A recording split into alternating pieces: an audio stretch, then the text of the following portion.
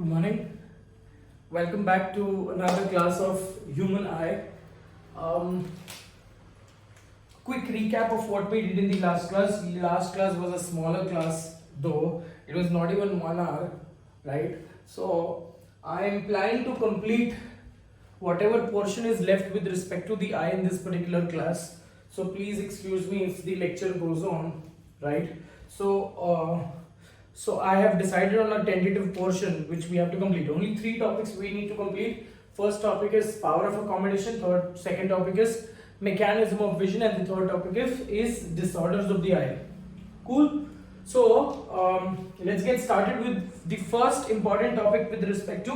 अब हम लोग बात करेंगे with respect to mechanism of vision, right? Now here, when you understand the mechanism of vision, it's a little more complicated. You don't have to understand how is we consider that a hypothetical image is being formed on the retina, right? Because retina is just acting like a screen, right? And this hypothetical image is being relayed via bipolar neuron, and from the bipolar neuron it is relayed to the ganglional cells, and post that it goes through your optic chiasma into the occipital lobe. So this is what we already know in that particular basic. ठीक है कि हम ये मानते हैं कि hypothetical image बन रहा है, but this hypothetical image is somewhere down the line. अगर for example अगर मैं कोई एक scenery देख रहा हूँ, right? So if I'm viewing that particular scenery, definitely the colors which you observe in that particular scenery is of different grades, right? Some bushes are absolutely dark green in color, some are light green in color, है ना? So when you look at the sky, there is again a smudgy appearance of the sky, a graded appearance of the color of the sky, right? So when you talk about the intensity of the color, the intensity of the light which is being reflected from that object, the intensity of, I am repeating myself, the intensity of light which is being reflected from that object, ठीक है? And according to that intensity of light, the cones, particularly the cones are stimulated, and the cones contain photopigments, and these photopigments are correlatedly, or these photopigments are correspondingly, they get stimulated. So घूम फिर कर बात ये है, अगर एक बहुत fade colour आ रहा है, तो दैट मींस द कोन्स के अंदर के जो पिगमेंट्स है वो ज्यादा स्टिमुलेट नहीं होंगे, इसीलिए आपको फेडेड कलर दिख रहा है.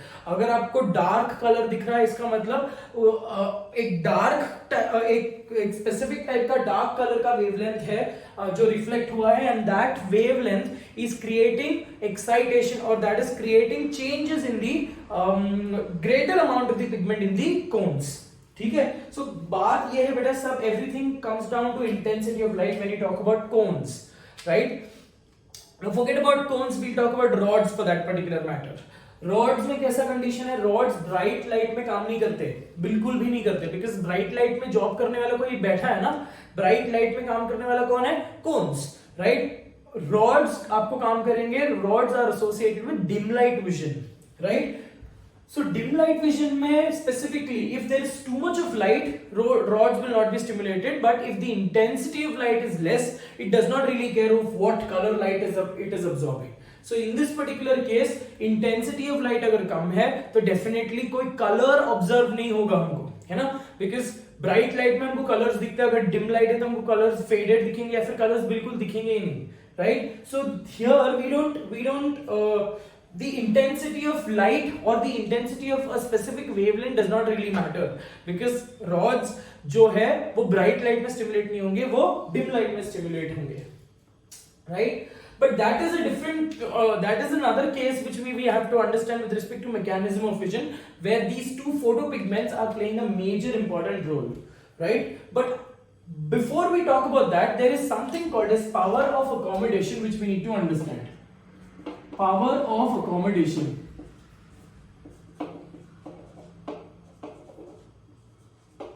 Now when I say power of accommodation, नाम बता रहा है, the degree or the strength of accommodating light, right? For example, when you say if you are seeing a far away object, so हमको पता है कि ऑब्जेक्ट कहां पे है? इंफिनिटी में है.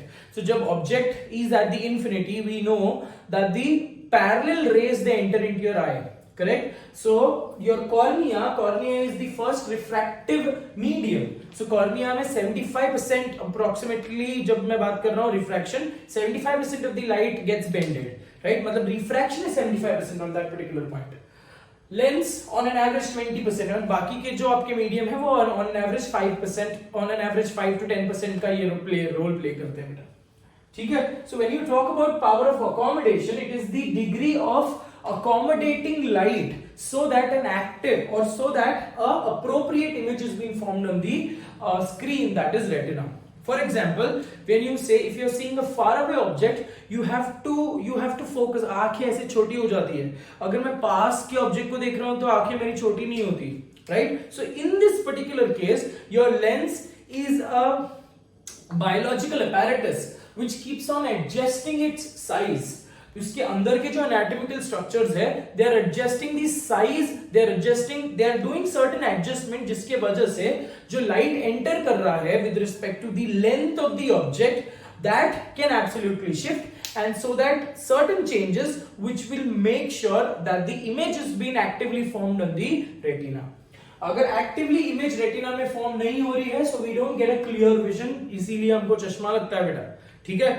There are two type of sightedness which we already know. There is something called as near sightedness, मतलब मैं पास का देख सकता हूं, दूर का नहीं देख सकता. Why? Because जब मैं दूर के कोई ऑब्जेक्ट को फोकस करने की कोशिश कर रहा हूं, so my eyes is not appropriately able to do the power of accommodation, or in other words, the lenses have somewhere down the line shifted, or lenses are not appropriately getting contracted or getting changing their shape or size. Not size, basically shape, right? So बोलने का मतलब ये है बेटा कि we require correction. मतलब बोलने का मतलब ये है that when you talk about your eye apparatus, there is a principal axis which we assume, right? अगर आंखों का जो लेंस है, if it shifts from the principal axis, there is a small deflection with respect to that principal axis, the image will not be formed on the retina, right? इसीलिए हम corrector lenses use करते हैं. अगर मेरे को near sightedness है, so the person is advised to use concave lenses. अगर मेरे को फार साइटेडनेस है, मतलब मेरे को दूर का दिख रहा है, पास का नहीं दिख रहा, so that the person is advised a convex lens to be corrected. ये हम बोलते हैं ना, माइनस में नंबर है और प्लस में नंबर है. So we'll talk about these in disorders of the eye.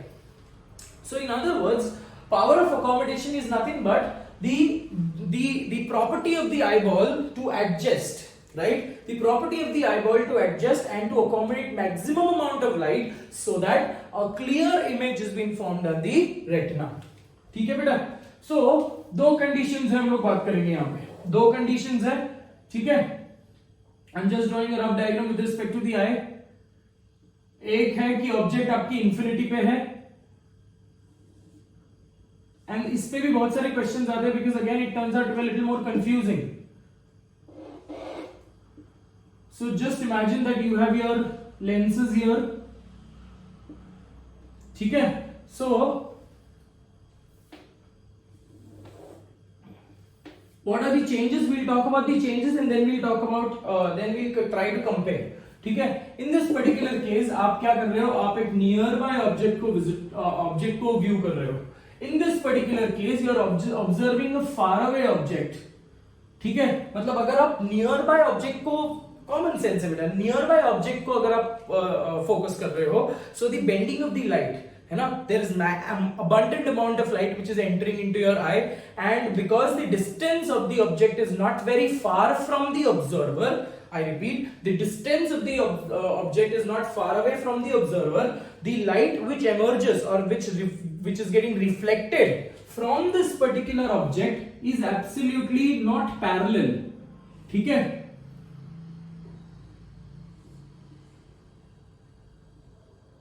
Are we understanding this much? So it is not, technically it is not parallel. ये हम ऐसे, अब देखो डायग्राम की रिक्वायरमेंट है तो इसलिए मैं ऐसे बना रहा हूं, but technically it absolutely bends through your retina. My mistake, it bends through your cornea. Cornea के बाद वो लेंसेस से भी बेंड होंगे, एंड लेंसेस से बेंड होने के बाद we assume that a image is being formed on the retina.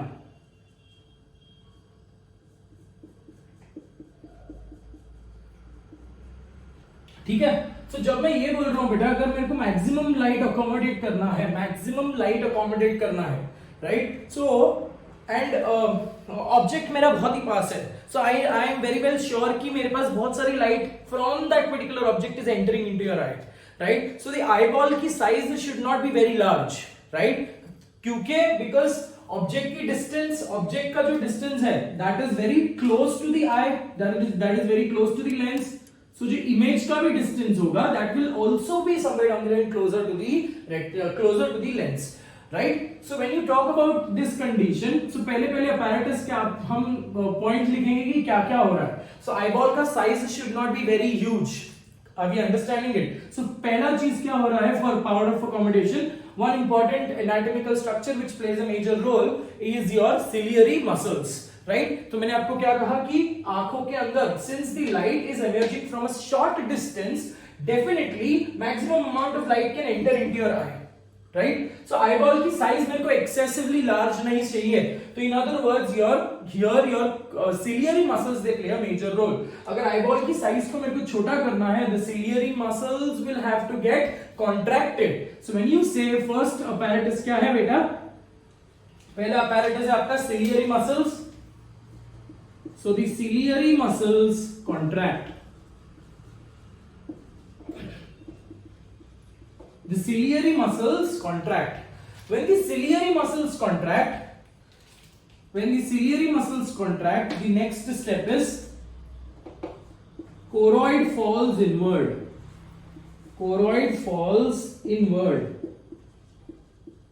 अगर कोरोइड अंदर मतलब अगर यहां पे तुम्हारे सिलियरी मसल्स है, I have not drawn it now because again the diagram will become very dirty, right. So यहां पे आपकी सिलियरी मसल्स है, the ciliary muscles will contract, when the ciliary muscles will contract the size of the eyeball, technically अगर ये contract होगा तो choroid भी अंदर की तरफ गिरेगा, यहां पे सेकंड लेयर है choroid, so choroid will fall inward, when the choroid falls inward there is proximity of the retina। Choroid अगर अंदर की तरफ गिर रहा है तो उसके साथ कौन अटैच्ड है बेटा, रेटिना।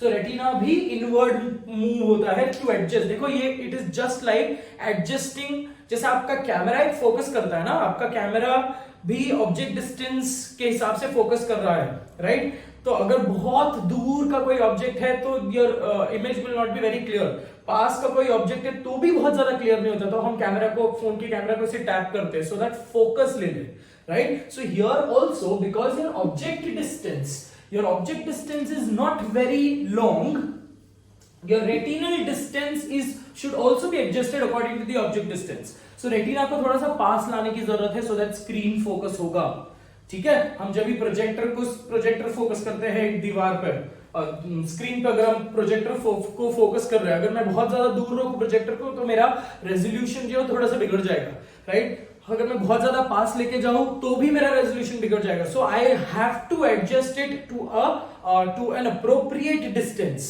सो दैट मेरे को क्लैरिटी मिले, राइट। सेम चीजें यहां पे हो रही है बेटा, ठीक है।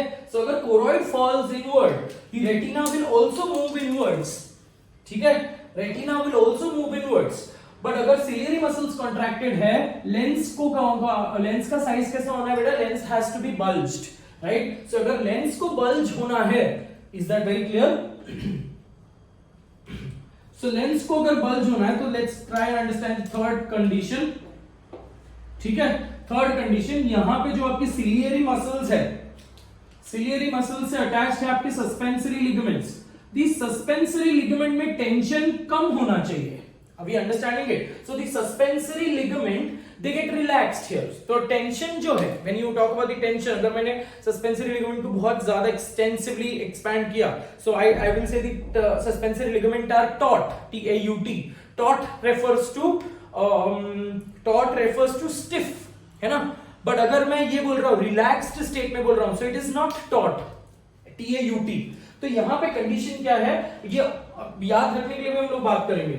सो because your lens has to be adjusted with respect to the curvature, उसकी कर्वेचर एडजस्ट करनी है, the curvature should be comparatively larger, right. तो आपकी suspensory ligament play a major role, so the tension over the suspensory ligament is relaxed, it is relieved. तो मैं लिखूंगा suspensory ligament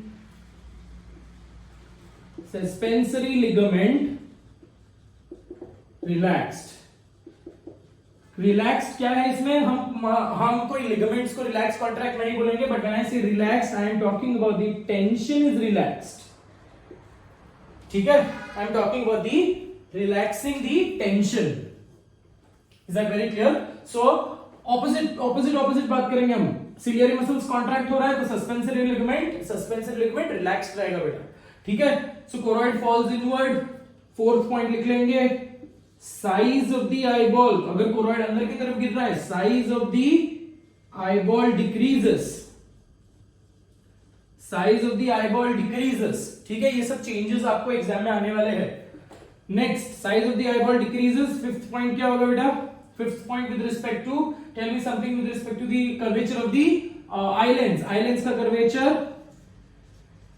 curvature of islands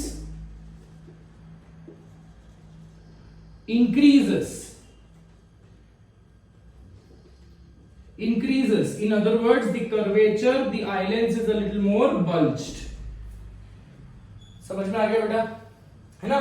तो on an average ये अगर आपको याद हो गया तो ऑटोमेटिकली आप दूसरा खुद से लिख सकते हो, right? I don't even have to put it on the board, I don't even have to make the diagram. So simply हमको condition क्या करना है बेटा? If the object is a little more closer, the image will also form a little more closer. So the retina का distance is adjusted. And retina को पास लाने के लिए ये सारे changes possibly होते हैं, right? The first change is ciliary muscles, they get contracted, thereby reducing the tension over the choroid. So the choroid falls inward, ठीक है? सस्पेंसरी लिगामेंट का टेंशन रिलैक्स होगा, tension is reduced, size of the eyeball decreases, ठीक है, curvature of the islands increases, increase कौन कर रहा है? Suspensory ligament. Are we understanding it? So this is with respect to the if you are observing a nearby object, so the object is placed near, ठीक है। Now let's assume that the object is placed in the infinity. Let's assume that you are viewing some kind of star, right? So object is placed very far away from your lens, ठीक है। So in that particular case आपको बहुत दूर, आप एक let's say for example you are focusing on a pole star, right? So we know this particular thing कि pole star तो बहुत ज्यादा दूर है ना? It is light years away from us. So technically बोलने का मतलब ये है, एनसीईआरटी में भी ये स्टेटमेंट दिया है, so whatever star light you are viewing today, that light is millions of years old. मतलब आप समझ रहे हो कि लाइट ईयर डिस्टेंस पे है बेटा, ठीक है। तो जो लाइट वहां से एमर्ज होकर रिफ्लेक्ट होकर निकला है वो मिलियंस ऑफ ईयर के बाद आपके आंखों के अंदर जा रहा है। So technically it is an ancient light, you can say that, right? ये एनसीईआरटी बोलता है on that particular statement, and that is somewhere down the line true if we follow this particular thing. अगर मैं एक marker को देख रहा हूं, दैट मींस मार्कर के ऊपर लाइट गिरी और लाइट रिफ्लेक्ट होकर तुरंत मेरे आंखों के अंदर गया। But if I am seeing a star, that means the light coming from that star has taken its pathway millions of years ago, right? So if I'm viewing a very far away object technically, so my light ray coming from that far away object or from the infinity is a parallel ray, right? So it absolutely, अगर एक parallel ray enter कर रहा है बेटा, है ना, तो parallel रे एंटर कर रहा है, सो टेक्निकली और lenses will have to get elongated because surface increase करना पड़ेगा, है ना, सरफेस एरिया इंक्रीज करना पड़ेगा बिकॉज बहुत दूर से आ रही है लाइट, पैरेलल रेज आ रही है, right? So when you talk about this condition, so a parallel ray emerges it bends into the cornea and cornea से वो लेंस, और लेंस के बाद वो वापस बेंड होगा and they will try and form an image on the retina, ठीक है। So in this particular case the object is at the infinity. अब कॉमन सेंस है बेटा, अगर दूर से लाइट आ रही है, वो भी इतनी स्ट्रॉन्ग लाइट थोड़ी आ रही है स्टार में से, इसलिए आपको फेंट लाइट दिखता है, दूर से लाइट आ रही है और वो भी बहुत फेंट लाइट, तो आपको योर आईबॉल का size has to be increase so that maximum light का अकोमोडेशन पॉसिबल होगा, राइट? सो मैक्सिमम लाइट, आप मेरी बात समझ रहे हो, right? So maximum light because it is coming from a very far away distance, So the lens gets elongated so that bending, मतलब जो light आ रहा है वो उसी surface पे गिरा और वो bend हो, right? So the lens has to elongate, right? Similarly, the eyeball का size has to increase so that it can accommodate larger amount of or larger intensity of light. The retina should also fall a little more back. जैसे हम ये बात करते हैं बेटा, कैसे अगर आप फिजिक्स में एक चीजें पढ़ोगे, रे ऑप्टिक्स में आप ये चीजें पढ़ोगे. For if you talk about lenses, optical convex lenses की अगर मैं बात करूं, तो अगर मैं ऑब्जेक्ट को पास लेके जाता हूं, ऑब्जेक्ट को और पास लेके जाता हूं, ये आप फिजिक्स में पढ़ने ही वाले हो बेटा, ठीक है. So in this particular condition, what you have to understand is, since the object is coming, light is coming from a faraway object, distance, the size of the eyeball increases, and for increasing the size of the eyeball, the ciliary muscles have to be relaxed. उनको पीछे जाना है ना, तो हम लिखेंगे ciliary muscles relax. When the ciliary muscles relax, the choroid falls back. The choroid falls outwards. अगर choroid outward गया है, ठीक है, तो कोरोइड के आउटवर्ड जाने की वजह से रेटिना भी पीछे जाएगा. रेटिना अगर पीछे गया है बेटा, तो size of the eyeball increases. So अभी पॉइंट ये लिख लेते हैं, सस्पेंसरी लिगामेंट. सस्पेंसरी लिगामेंट को क्या होना है बेटा? Suspensory ligament will have to get, इनको खींचना पड़ेगा ना, they will have to experience a tension, right? So the suspensory ligament will absolutely become taut. When I say taut beta, I am talking about stiff. Suspensory ligament में I will say it is contracted, but when I say contracted, I am talking about the tension. Okay? In other words, I will use the word taut. Right? Fourth point हम क्या लिखेंगे? Size of the eyeball increases. ठीक है? And lastly, the fifth point is curvature of the lens decreases. ठीक है? Or in other words, decreases. Or in other words, the lens gets elongated. ठीक है?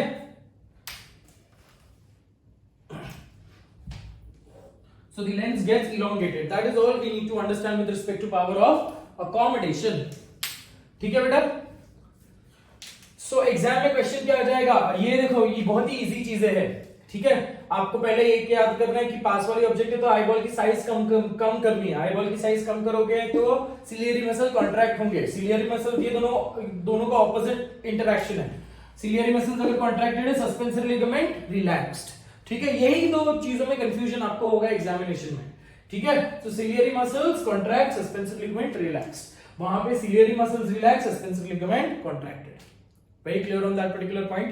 So this is, we talk about the anatomical adjustment of the eyeball such that maximum amount of light can enter into the eyeball and it can stimulate the photoreceptor cells of your retina. ठीक है, चलो let's get started with the next part now. The next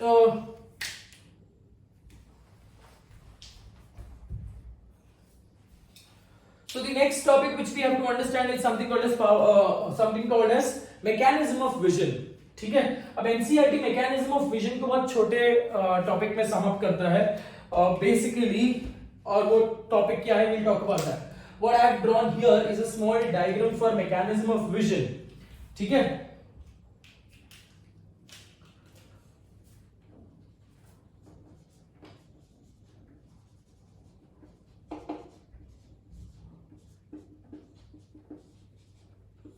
no, when I say vision is purely, again, it is nothing but purely a chemical condition. अब बोलने का मतलब ये है बेटा, light stimulates certain light sensitive pigments.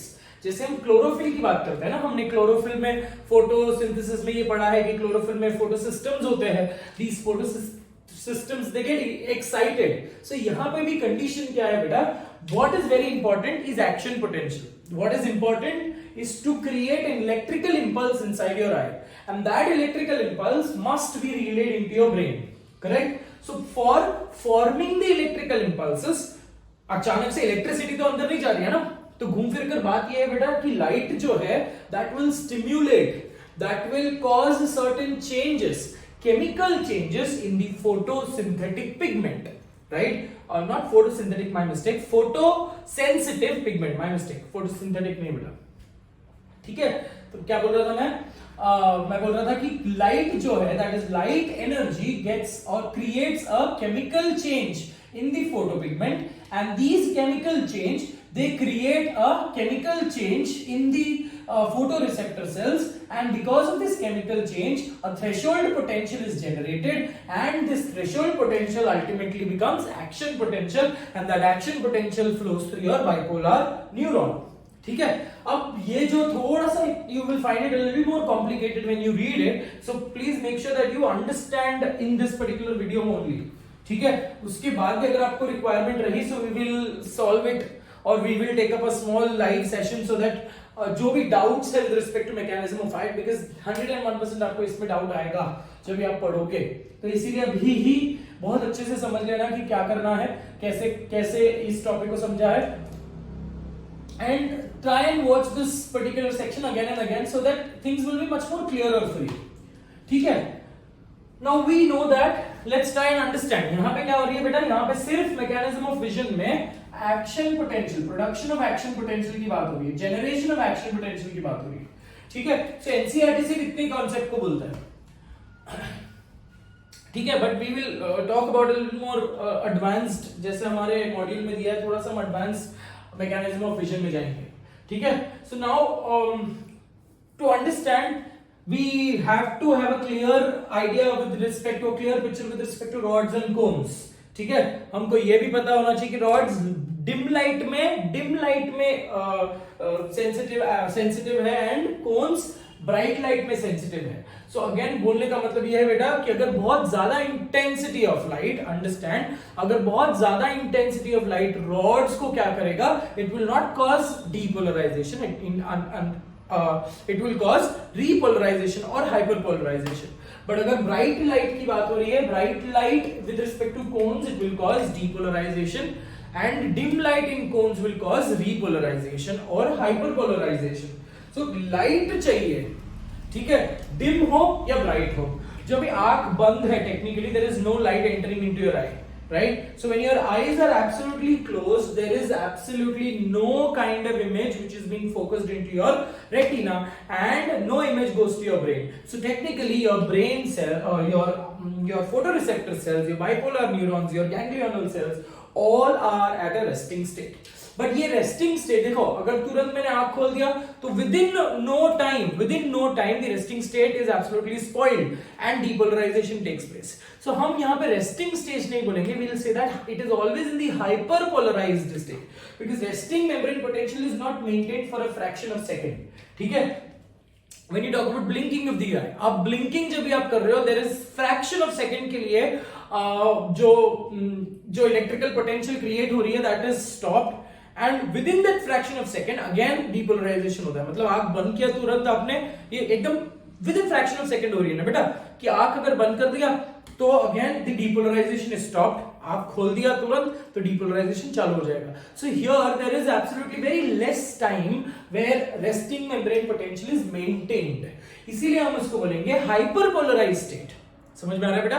जब आप सो रहे हो, let's say for example maximum so रहे हो, तभी भी वो हाइपरपोलराइज्ड स्टेट में होगा बेटा. ठीक है? अब बोलने का मतलब ये है that I told you with respect to the blinking, है ना? So इसीलिए हम बोलते हैं कि resting membrane potential is not adequately maintained, it is maintained at a hyperpolarized state. Because hyperpolarized state के बाद भी क्या होने वाला है? Polarization, and polarization के बाद क्या होने वाला है? Depolarization. So यहाँ पे जो polarization का topic है that is skipped. ठीक है? So either they are hyperpolarized or they are depolarized with intensity of light. ठीक है? Now what you have drawn here is a rod. अब रॉड के अंदर बेटा, rod is directly attached to the pigmented layer of the choroid, ठीक है। अब rods के अंदर there are disc of photopigments, ये फोटोपिगमेंट्स डिस्क लाइक स्ट्रक्चर में प्रेजेंट है, ठीक है। और यहां पे मतलब technically in this particular zone you will have the nucleus, you will have mitochondria, you will have Golgi complexes, ठीक है। सो रॉड्स के जो रॉड लाइक अपैरेटस में you will maximally have photopigments के डिस्क, ठीक है। एंड दीज फोटोपिगमेंट्स के disc, new photopigments are being produced constantly, because ये क्या है basically, photopigments are nothing but proteins, right, glycoproteins. Opsin is a glycoprotein, और glycoprotein बनता कहां पे है, it is formed in the cytosol, cytoplasm, right, with the help of mitochondria, my mistake, with the help of ribosomes. Mitochondria plays an important role in energy production with respect to formation of proteins, ठीक है। तो ये जो new proteins are been added और new disc is been added from the posterior region, and जो old worn out discs है, जो used discs है, वो क्या हो जाएगा, by exocytosis they will be lost और they will be phagocytically taken into the pigmented layer. So नए stack of coin, ये coins के जैसे याद कर लो, जो पुराने coins है वो किसने खा लिया, pigmented layers की जो pigmented layer phagocytic जैसे एक्ट कर रहे हैं यहाँ पे। और जो न्यू सेल्स है, न्यू सेल्स नहीं, माय मिस्टेक, जो न्यू डिस्क है that is been added from the base. Is that very clear? So what we have drawn here, एक छोटे से डिस्क के अंदर हमने मैग्नीफाई करके दिया है, एक छोटे से डिस्क के अंदर होगा एक photopigment. So this what we have drawn is a photopigment, ठीक है। सो फोटोपिगमेंट का ये जो हमने बनाया that is the opsin part, opsin, rhodopsin या फोटोप्सिन, ठीक है। और ये जो हमने बनाया है that is the retinal part और also referred to as cis retinal और रेटिनिन, ठीक है। अब सिस का मतलब क्या है बेटा, cis there is an arrangement, cis and trans arrangement. जो रेटिनल का अरेंजमेंट है, जो रेटिनल का टेल लाइक अरेंजमेंट है, that is a little more bent, ठीक है। So when it is absolutely bent, that arrangement is called cis retinal, ठीक है। Now because of this cis retinal, the retinal molecule is able to form a very close association with the opsin, ठीक है। ये सिस एक curvature के साथ है उसका tail, that curvature is able to form association with the opsin molecule, ठीक है। So in other words cis retinal के साथ अटैच्ड होगा ऑप्सिन मॉलिक्यूल, ठीक है। Again it is a chemical adjustment और chemical interaction, very clear. So now understand when light comes into picture, अब light क्या करेगा, लाइट किसको स्टिमुलेट करेगा बेटा, लाइट एक फोटोसिंथेटिक पिगमेंट को स्टिमुलेट करेगा। And how does it stimulate, it basically converts cis retinal into trans retinal, trans retinal. Cis का मतलब आप समझ गए, सिस में टेक्निकली जो उसका टेल है दैट इज कर्व्ड, एंड वो कर्व्ड टेल की वजह से ऑप्सिन को पकड़ के रख रहा है, ठीक है। जैसे ही लाइट गिरा तो this retinal is very sensitive to light. Photopigment में ऑप्सिन सेंसिटिव नहीं है बिल्कुल, रेटिनल सेंसिटिव है, ठीक है। तो रेटिनल क्या हो जाएगा, रेटिनल का अरेंजमेंट जो है it will change it's conformation and it will transform itself from cis retinal to trans retinal. So trans retinal का जो पूंछ है, trans retinal का जो tail है, that is comparatively straight, and because it is straight, it loses the contact or it loses the chemical interaction with the opsin molecule, ठीक है। So light की presence में cis retinal converts into trans retinal, and now once it forms trans retinal, there is dissociation of trans retinal. In this step we'll write dissociation of trans retinal,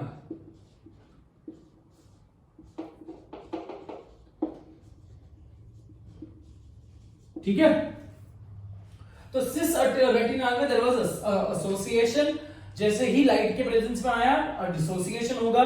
क्यों dissociation हो रहा है बेटा, because सिस से trans में convert हो गया, ठीक है। और जैसे ही डिसोसिएशन हो गया, जैसे ही ऑप्सिन और रेटिनल डिसोसिएट होते हैं, there is action potential which is being generated,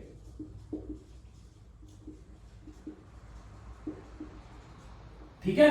अब ये एक्शन पोटेंशियल के बाद क्या होता है, ये कैसे हो रहा है, केमिकली कैसे हो रहा है, will talk about after this, ठीक है। बट अभी के लिए सिर्फ इतना, एनसीईआरटी के लिए सिर्फ इतना याद करना है, ठीक है, एक पैराग्राफ में उन लोगों ने मैकेनिज्म ऑफ विजन खत्म कर दिया और इंपॉर्टेंट चीज यही है बेटा, इतना ही इंपॉर्टेंट है आपको, ठीक है। सो सिस और ट्रांस भी नहीं दिया एनसीईआरटी में, आप एनसीईआरटी में सिर्फ इतना बोला है कि ऑप्सिन और रेटिनॉल जो है दे आर क्लोजली अटैच्ड और दे have a very strong interaction, but in the presence of light the interaction breaks and there is dissociation of retinal with respect to the opsin molecule, and this dissociation triggers an action potential. This dissociation triggers a stimulus, threshold stimulus, and this threshold stimulus is able to generate action potential or create depolarization. ठीक है, सो जैसे ही association हुआ action potential generate हुआ, और action potential generate होने के बाद technically action potential generate हो गया and there is an enzyme which is called as retinal isomerase. So जैसे ही एक्शन पोटेंशियल जनरेट हो गया, ये जो सिस रेटिनल है, ये सिस रेटिनल इमीडिएटली कन्वर्ट हो जाएंगे इनटू ट्रांस रेटिनल, ठीक है। अब ये भी थोड़ा सा डिफरेंस है, इधर it is again high level concepts, but अगर समझ गया तो बहुत ही अच्छी बात है ना। तो बात करते हैं कि ये सिस से ट्रांस बना, ट्रांस से वापस सिस बना, ठीक है। अब जैसे ही सिस बना, again it will form an association, cis जैसे ही सिस रेटिनल बना, again it will form an association, it forms an association with opsin, and now this photosensitive pigment is now ready to take another impulse or now ready to take another photon of light, ठीक है। तो अब बात ये है बेटा, अगर imagine करो अगर सिस रेटिनल ट्रांस में कन्वर्ट हुआ और ट्रांस रेटिनल सिस में कन्वर्ट नहीं हो पा रहा, understand this, trans retinal is not getting converted into cis retinal, or it is taking a longer duration of time, or it is taking an extended period of time for getting converted. अगर extended period of time के लिए अगर वो convert नहीं हो पा रहा है, that means here understand this, action potential generate हो गया और next action potential generate नहीं होगा बेटा, next action potential generate नहीं होगा, इसका मतलब you will not be able to see things very clearly. So इसीलिए when I say this, isomerization of retinal in the rods is comparatively slower than that of the cones. मतलब cones में condition कैसा बेटा, bright light है, so bright light आया, changes हुआ है ना, लाइट सेंसिटिव है रेटिनल, तो चेंजेस हुए, सिस से ट्रांस बना, ठीक है, और ट्रांस से इमीडिएटली ये बिकॉज लाइट इंटेंसिटी बहुत ज्यादा है, इमीडिएटली सिस ट्रांस से वो बनेगा सिस और वापस अटैचमेंट हो जाएगा।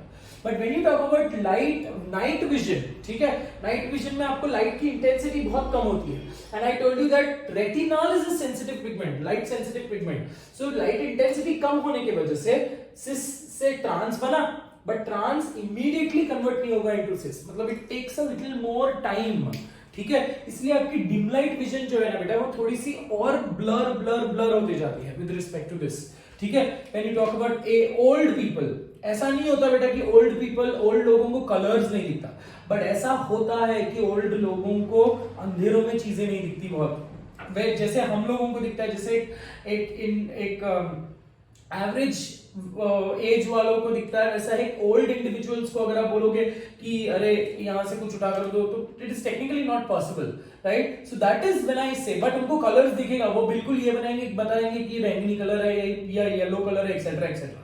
सो that is what when we say similarity, right. If you compare the age of if you compare individuals of two different age, they will have a clear color vision, ठीक है, but they will have a faded night vision. That faded night vision is associated with not reappearance or not re-isomerization of trans to cis very quickly. So trans cis से trans हुआ because of the presence of light, ठीक है, trans से वापस सिस होने के लिए it takes a little more time. So if it is taking a little more time technically, तब तक आपको टेक्निकली उधर बहुत ब्लर विजन दिखता है। Are you understanding this much? अब फॉर एग्जांपल, ठीक है, आप इमेजिन करो कि आप ट्रेन से जा रहे हो, है ना, एंड सडनली लाइट, ट्रेन से जा रहे हो और सडनली एक you encounter a tunnel, right. So अचानक से ब्राइट लाइट से आप चले गए into a very dark zone, है ना। तो इन अदर वर्ड्स, जब मैं जब लाइट में बहुत ज्यादा लाइट में था, that means my colour vision was very strong, right. और जैसे ही मैं टनल में चला गया, the colour vision comparatively decreases. बाहर अगर खिड़की के बाहर देखते हो तो आपको पूरा कंप्लीट अंधेरा दिख रहा है, राइट। एंड इमीडिएटली आप कर रहे हैं, इमीडिएटली जब आप इससे टनल से बाहर आते हो, again your eyes is trying to adjust with respect to the colour, और आपका डिम लाइट विजन जो है वो कंपैरेटिवली कम हो जाएगा, ठीक है। So that is the condition with respect to formation of vision और मैकेनिज्म ऑफ विजन। अब चलो बात करते हैं एक्शन पोटेंशियल। बात तो यहां पे तो मैंने कर लिया कि केमिकल ये दोनों डिसोसिएट हो गए, बट अल्टीमेटली डिसोसिएट होने के वजह से सोडियम का इन्फ्लक्स कैसे हुआ या फिर एक्शन पोटेंशियल कैसे जनरेट हुआ, that is what we need to understand, ठीक है।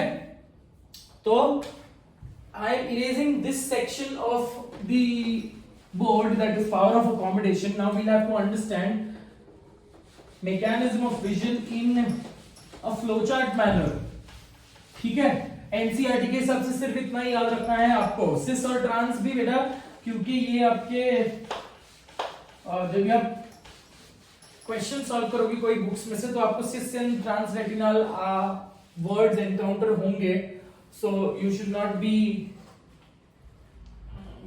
you should not be startling around कि सर ने ये पढ़ाया नहीं, सिस और ट्रांस क्या है, etc etc. So that is why we need to know this. चलो, let's try and understand with respect to the mechanism of vision in a flowchart manner. ठीक है, ये थोड़ा सा आपको अलग लगेगा, ठीक है, it is not a usual process, ठीक है। We start with light. कौन सा लाइट, वो आपके मर्जी के हिसाब से ले लो। डिम लाइट लेना है तो हम कोन्स कंसीडर कर, रॉड्स कंसीडर करेंगे। ब्राइट लाइट लेना है तो कोन्स कंसीडर करेंगे, ठीक है। बट इमेजिन करो कि लाइट है ही नहीं, राइट। अगर लाइट ही नहीं है, technically if you say if your eyes are closed और if you are in a pitch darkness, है ना, मतलब इमेजिन कर लो वो पहले के लोगों को काला पानी की सजा होती थी, है ना। काला पानी की सजा में वो क्या करते थे, they put them in a dark chamber, technically absolutely not a single ray of light. So when you say there is not a single ray of light, even if your eyes are open, you will not be able to see any particular vision, any particular image, ठीक है। अब ये condition ऐसा क्यों है, ये condition थोड़ी सी सुधर कैसे जाएगी, if there is light coming into existence. So जब there is absolutely no light, your bipolar neurons are creating और are not transmitting the impulses. मतलब जो बाइपोलर न्यूरॉन्स है, फोटो रिसेप्टर सेल्स तो एक्साइट हुए बेटा, ठीक है। फोटो रिसेप्टर सेल्स में थोड़ा सा एक्शन पोटेंशियल बना, ये action potential has to be relayed via synapse to the bipolar neuron. तो घूम फिर कर बात ये है, if the photoreceptor cells are not excited, bipolar neurons can not get excited, agreed. So घूम फिर कर बात ये है कि if in the pitch darkness your bipolar neurons will absolutely be in a hyperpolarized state, yeah, they will have inhibitory signals. Now these inhibitory signals का मतलब क्या है, there are a lot of inhibitory neurotransmitters में examples आपको पता ही है ना। so inhibitory neurotransmitters क्या करेंगे, सोडियम के गेट को बंद कर देंगे, ठीक है। सोडियम के गेट को बंद करके वो क्या कौन से गेट को ओपन कर देंगे, पोटेशियम के गेट को ओपन कर देंगे, ठीक है। अगर पोटेशियम का गेट ओपन हो रहा है तो एक्शन पोटेंशियल के लिए जो चाहिए मेरे को सोडियम, वो सोडियम कम होगा, और सोडियम अगर कम होगा तो technically there is no electrical impulses which is being generated. So in pitch darkness your bipolar neurons have inhibitory signals, ठीक है, inhibitory signals, and that inhibitory signals is due to inhibitory neurotransmitters, ठीक है। अब let's understand what is happening with respect to light. अब light आया, यही चीज हम लोग थोड़ा सा लिखेंगे। लाइट आया, लाइट की वजह से क्या होगा, there was dissociation of opsin from, या फिर dissociation of opsin and retinine बोलो या retinal बोलो, whatever you want to write it as, ठीक है, aldehyde derivative of retinol. So जैसे ही डिसोसिएशन हुआ, so there is one important complex which we need to understand, that is G protein transducin, ठीक है। So dissociation activates activates G protein. ये जो G protein है, this G protein is also called as transducin. अब transduction का मतलब क्या है बेटा? ट्रांसडक्शन हमने ईयर में भी पढ़ा है। ट्रांसडक्शन का मतलब क्या है? Amplification in other words. So this particular molecule, this G protein is responsible for this amplification of the light. एक photon of light आया है और ये एक photon of light is also capable of creating a type of image, right? So G protein transducing क्या होगा कि it gets activated in the presence of light, it is inactivated inside the cell. किसके अंदर बात हो रही है ये? We are talking about in the photoreceptor cell. ये साइटोप्लाज्म में है बेटा, ठीक है? ऑक्सिन, रेटिना ये डिसोसिएट हो गए और ये जो भी हम लिखेंगे they are taking place in the cytoplasm of the G protein trans of the photoreceptor cells. So G protein transducin activate हो जाएगा, ठीक है? Now this G protein transducin is responsible to produce an enzyme called as guanyl convertase, ठीक है? So G protein transducin क्या करेगा? It will convert, help in converting cyclic GMP to GMP, ठीक है? G प्रोटीन ट्रांसड्यूसिन क्या करेगा? Cyclic GMP को convert करेगा into GMP। Now cyclic GMP जो था बेटा, cyclic GMP was acting like a ligand, ठीक है? Cyclic GMP was acting like a ligand for ligand gated sodium channels, ठीक है? सो बट व्हेन यू से इन साइक्लिक जीएमपी जो है इसका concentration is more in dark and GMP का concentration is more in light, ठीक है? Now try to understand here that cyclic GMP G protein transducing क्या करेगा? साइक्लिक जीएमपी को कन्वर्ट करेगा इनटू जीएमपी। सो अगर जी में को इंपॉर्टेंट चीज कौन है? Cyclic GMP, because cyclic GMP is able to bind to the sodium gated channels, right? Ligand gated sodium gated channel. GMP के पास ये एबिलिटी नहीं है, ठीक है? तो घूम फिर कर बात ये है बेटा कि साइक्लिक जीएमपी अगर बाइंड होगा to the ligand to the gated channel तब जाकर सोडियम अंदर आएंगे, ठीक है? तो यहां पे अगर साइक्लिक जीएमपी कम हो रहा है तो कैन आई से सोडियम का कहां पे बात हो रही है? Again I am telling you, कहां पे बात हो रही है? फोटोरिसेप्टर सेल के अंदर की बात हो रही है बेटा, ठीक है? अगर साइक्लिक जीएमपी कम है तो डेफिनेटली सोडियम का इनफ्लक्स कम होगा। अगर सोडियम का इनफ्लक्स कम होगा so definitely in the photoreceptor cell there will be hyperpolarization, ठीक है? साइक्लिक जीएमपी अगर डार्क में ज्यादा है बेटा, ठीक है? तो concentration of cyclic GMP decreases, thereby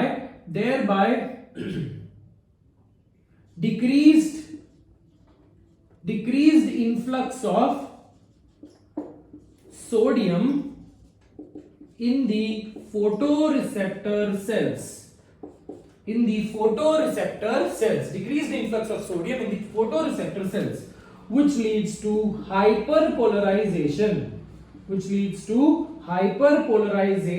of the photoreceptor cells, ठीक है?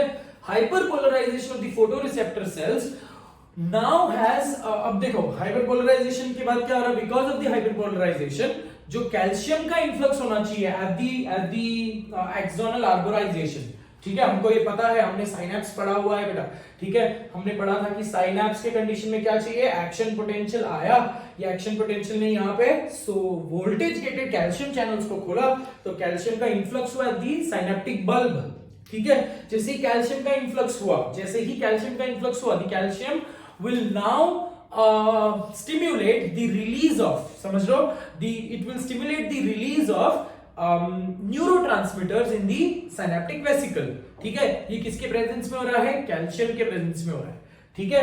तो अगर जैसे ही न्यूरोट्रांसमीटर्स रिलीज हुए ये जाकर subsequently post synaptic knob, that is post synaptic knob को बाइंड होंगे, मतलब बाइपोलर न्यूरॉन के डेंड्राइट को जाकर ज्वाइन होंगे, राइट? जैसे ही ज्वाइन हुआ तो electricity again there will be influx of sodium and there will be creation of action potential.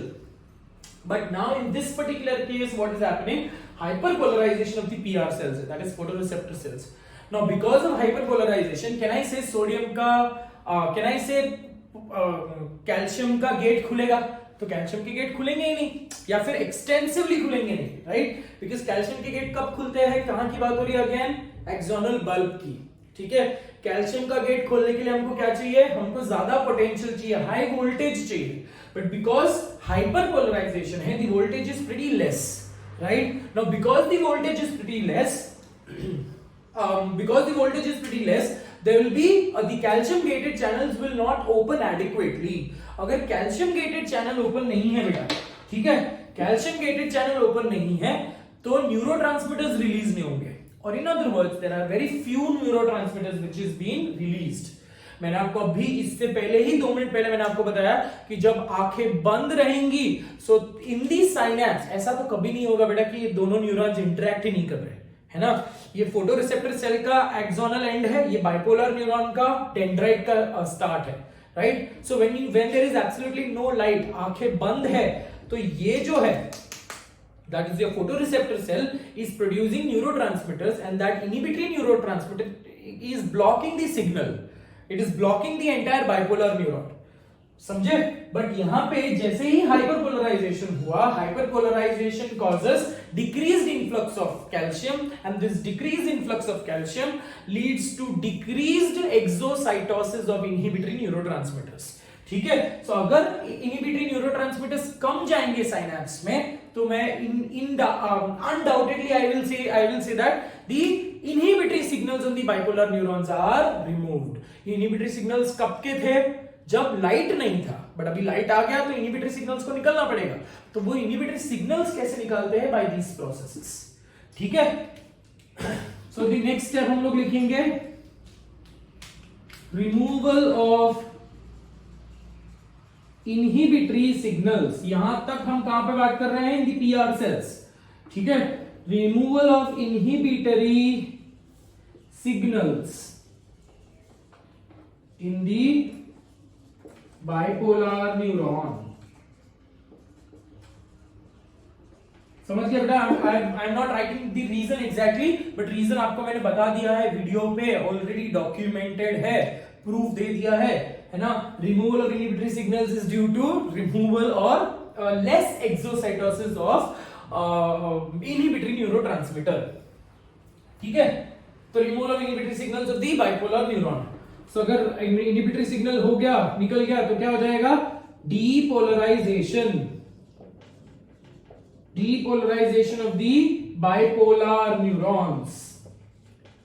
Depolarisation will create action potential in the bipolar neurons. This action potential is then relayed to ganglional cells. यहां पे बीच में हम लिखेंगे the action potential is amplified by amacrine cells.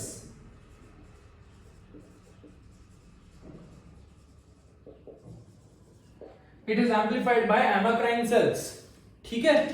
सिर्फ आपको confusion इतने में होगा, ये इतना सेक्शन जो है ये आपको लगेगा कि कुछ तो झोल है, बट ये भी मैंने बहुत क्लियरली आपको बता दिया है। If you want I will, ये अगर नहीं भी समझा है so please post doubts on your classroom so that we can arrange a live session for making you understand this clearly, ठीक है? So hyperpolarization के बाद क्या होगा, hyperpolarization तक आपको आना ही चाहिए, ठीक है? उसके बाद removal of inhibitory signals by less exocytosis of inhibitory neurotransmitter leading to depolarization of the bipolar neuron. Bipolar neuron का depolarization causes action potential will be amplified, है ना? ये तो हमने एक को कंसीडर किया है, ऐसा एक तो कभी नहीं होता, throughout the wall of the retina में हो रहा है बेटा। तो the signals will be amplified, they will be transduced by the amacrine cells. These action potential will be relayed to the ganglional cells and via ganglional cells they will converge in the optic nerve. आगे का मैं नहीं लिख रहा हूं, orally बता रहा हूं, ठीक है? बिकॉज ये आपको पता ही है already, It will converge in the optic nerve, and optic nerve will absolutely meet at optic chiasma. From optic chiasma, it will go to the superior colliculi. Remember, superior colliculi in the part of midbrain. So through the superior colliculi, it will get into the occipital lobe where your vision is perceived. समझ में आ गया बेटा, है ना? Vision is perceived. अब ये भी condition है कि बचपन से your eye is getting adjusted according to your growing age. Your eye आंखों के अंदर बहुत सारे सर्टेन चेंजेस हो रहे हैं बेटा, ठीक है. So that change is absolutely stored as the memory. अब मेरे को पता है बचपन में भी, अगर आप बचपन में जब आप ए फॉर एप्पल सीखते हो, A for apple, B for ball, what are you trying to relate? You are trying to relate it with the colour, right? So my mistake, you are trying to relate it with the structure, shape and the color. So definitely अगर आपने एक छोटे बच्चे को अगर आपने एक छोटे बच्चे को ये दे दिया है ब्लैंक, वो जो कलर वाली बुक आती है ना, वो दे दी है आपने, ठीक है, और बच्चों को बोला है कि कलर कर लो, तो डेफिनेटली जब ए फॉर एप्पल, एप्पल में कलर नहीं दिया है, and the child will absolutely fill a red colour only, because उसके पास वो मेमोरी है with respect to the shape, कि एप्पल का शेप ऐसा है, so he will able to identify this. That is because of his rods, ठीक है. अगर मैं ये बोल रहा हूं कि he has related that apple with red color because the child has the memory stored in his occipital lobe, association area of the occipital lobe. So इसीलिए जब मैं ये बोल रहा हूं, एक सिंपल सी एड्रेस की बात कर रहे हो, ठीक है. अगर आप let's say for example I told you about short term memory and long term memory, right? Short term and long term memory are associated with your day to day activities, is that right? कभी कभी आप imagine कर लो कि कभी कभी आप कोई photo को देखते हो और ये भूल जाते हो कि ये आदमी कौन है. इन other words, a lot of people have this great ability to forget people, right? To forget how a person looks or appears. So technically बोलने का मतलब ये है बेटा कि आपके occipital lobe में there is abundant amount of memory with respect to your vision stored, right? So जब brain images को process करता है, it is trying to correlate with the already stored images in your occipital lobe. That is how you can understand. अरे अगर आप tulip देख रहे हो तो आप ट्यूलिप का फ्लावर देख रहे हो, so that tulip and orchid, ये दोनों अलग अलग स्ट्रक्चर है, ये दोनों अलग अलग फैमिली है, ये दोनों अलग अलग फ्लावर्स है. We already know this. How do we relate और how do we say that ये ट्यूलिप है और ट्यूलिप का एक टिपिकल स्ट्रक्चर है? बिकॉज आपके पास ऑर्किड का इंफॉर्मेशन ऑलरेडी है. अभी अंडरस्टैंडिंग इट, ये थोड़ा सा लिंक लग रहा है ना. So next time when you see any type of tulip, any color of tulip, you will be able to relate it to the tulip because already आपके पास ऑर्किड का इंफॉर्मेशन था और एक बार आपने ट्यूलिप देखा हुआ है, तो आप next time when you see that particular structure you will relate it. Are we understanding it? So one of the complicated part of the section, that is mechanism of vision, gets over here. ठीक है. The last section which has been left is disorder of eye. तो मैंने time check कर लिया है कि it is 57 minutes for now. I still have half an hour to go because I have been told that I have to take 1.5 hour lecture, but we'll try to wind up the next session, that is we'll try to wind up diseases of the eye with respect to in only 15 minutes. ठीक है. तो diseases के बारे में मैंने आपको already बहुत सारी चीजें बता दी है, नोट्स में लिखाया हुआ है. So I don't think so I should be wasting a lot of time in this. I'm erasing this section now. Let's try and understand the diseases of eye. ठीक है. कुछ चीजें बचपन से 10th स्टैंडर्ड से सीखते आ रहे हो, मायोपिया, हाइपरमेट्रोपिया, वो सब चीजें ही है. ठीक है. Near sightedness,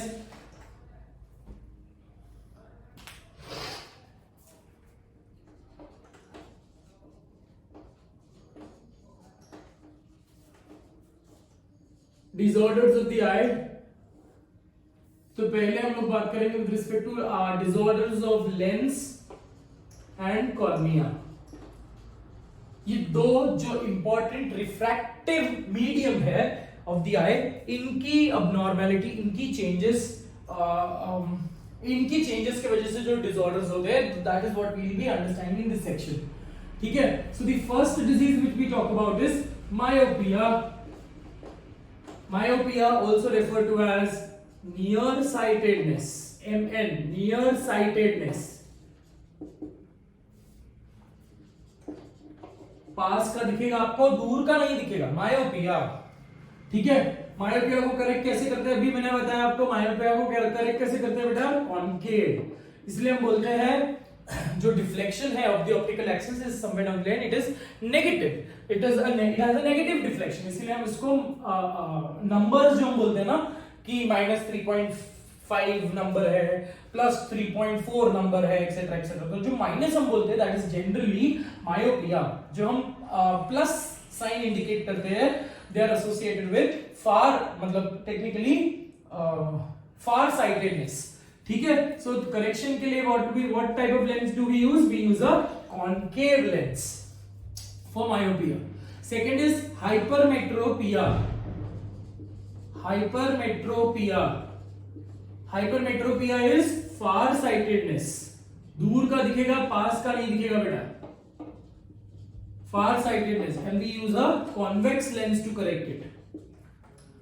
Third is presbyopia.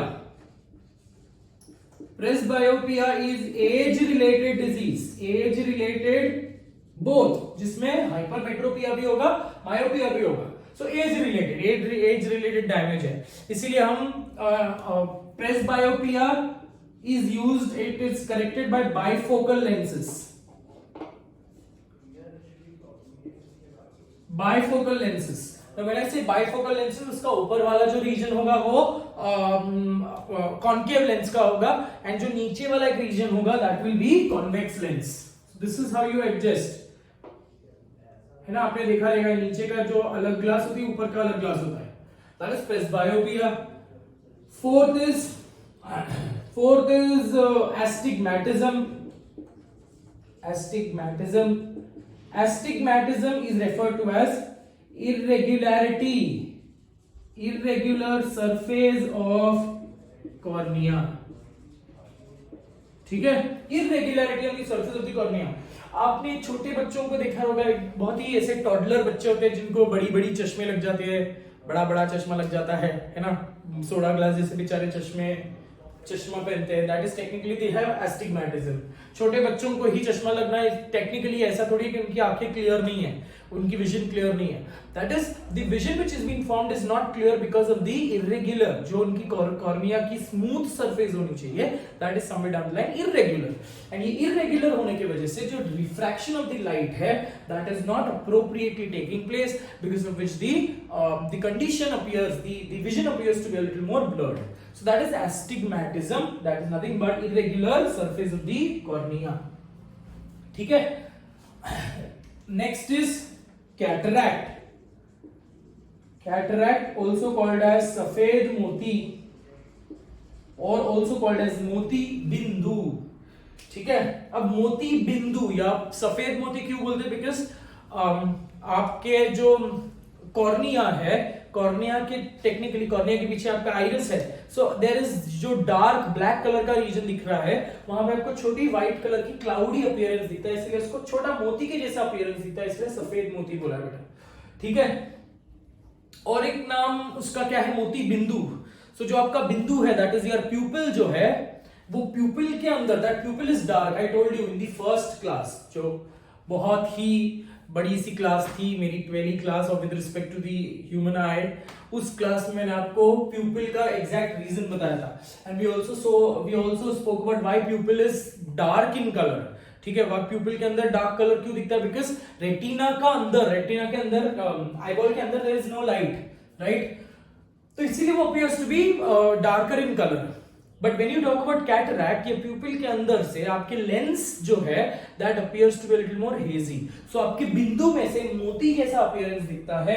This absolutely it is, ये जो मोती जैसा अपीयरेंस दिखता है, इसीलिए हम इसको बोलते हैं cataract. Now reason of cataract is again age related factor. दूसरी फैक्टर है degeneration of a protein called as crystallin.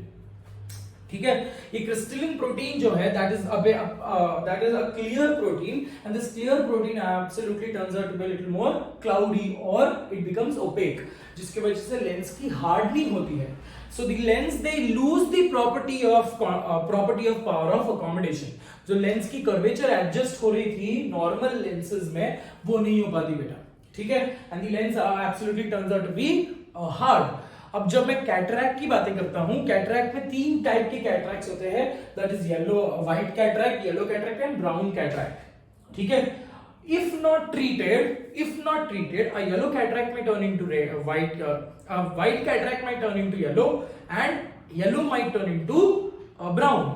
ठीक है, जैसे ही आपका लेंस ब्राउन कैटरैक्ट के स्टेज में चले जाता है, there is always a fear that the lens might burst open inside the eyeball, leading to serious damages to the retina and the other walls of the eyeball। ठीक है, तो initial stages में ही cataract को treat करना important है, and there are no medications available, there is only a simple surgery, 20 minutes की एक सर्जरी होती है बेटा। एंड अब तो टेक्निक्स भी इतने एडवांस टेक्निक्स यूज कर रहे हैं दैट एक छोटी सी अपर्चर वो क्रिएट करेंगे, वो छोटी सी अपर्चर से प्रोब डालकर they will disintegrate the entire lens, और वो सक्शन पंप से वो लेंस को निकाल देंगे।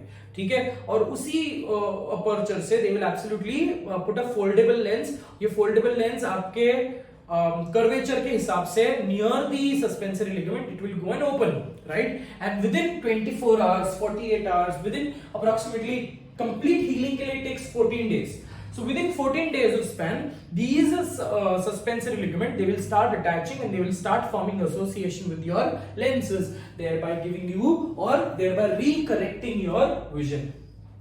ठीक है, तो white cataract is less serious, yellow cataract is a little more serious because ये जो है थोड़ा सा ज्यादा हार्ड होता है with respect to your natural normal eye lens। Brown cataract is absolutely fragile, it is absolutely क्या बोलते हैं इसको, पत्थर जैसे ही होगा। ठीक है, so it has this tendency of bursting, leading to permanent blindness।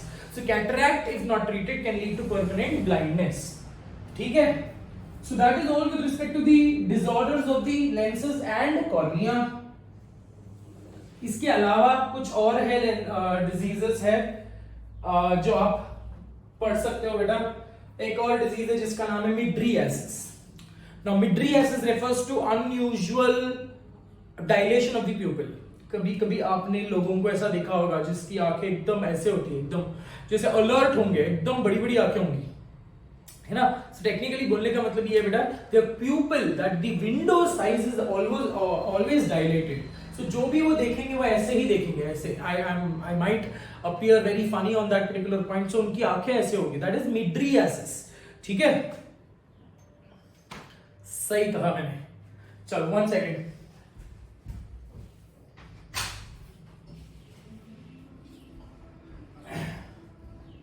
So mydriasis, the next is called as strabismus। अब strabismus, ये देखो ये सब इंपॉर्टेंट चीजें नहीं है इसलिए मैं लिख नहीं रहा हूं। Strabismus is nothing but squint eye। So आपकी जो प्यूपिल है, जो आपकी जो कॉर्निया की स्ट्रक्चर है, द कॉर्निया का जो अलाइनमेंट है, that alignment is not in the straight line. ठीक है, so the pupil and the cornea they appear to be focusing to the medial surface, medial axis. ठीक है, सो जिसको हम बोलते हैं स्क्विंट आई या कॉक आई या हिंदी में बोले तो भेंगा, है ना। So that is strabismus. ठीक है, तो मिड्रियासिस हो गया, स्ट्रैबिस्मस हो गया। Nyctalopia, nyctalopia is completely night blindness. ठीक है, इसके अलावा there is one more disease which is called as ptosis. Ptosis is nothing but drooping eyelid. It is a genetic disease जहां पे आपकी वन ऑफ द आईलिड और both the eyelids they have a drooping appearance. ठीक है, एक eyelid पूरा बंद होगा और एक आईलिड ऐसा रहेगा कि आधा हमेशा बंद है। ठीक है, that is ptosis, PTOSIS। That's all with respect to the diseases, I believe. One more important disease which we need to understand is diabetic retinopathy. Diabetic retinopathy associated with diabetic condition. ठीक है, diabetic retinopathy का later stages में होता है progressive retinal detachment. If a persons blood pressure, if a persons normal blood pressure is hypertensive, अगर मैं बोल रहा हूं अगर 190 200 के तरफ ब्लड प्रेशर जा रहा है, normal blood pressure is 120/80, if the pressure increases to 190 to 200 by 100 to 110, range समझ में आ गया बेटा, है ना। अगर आपका ब्लड प्रेशर 200 से 220 जा रहा है, 190 to 200 / 100 to 110, mm of Hg, ये systolic pressure है, diastolic pressure है.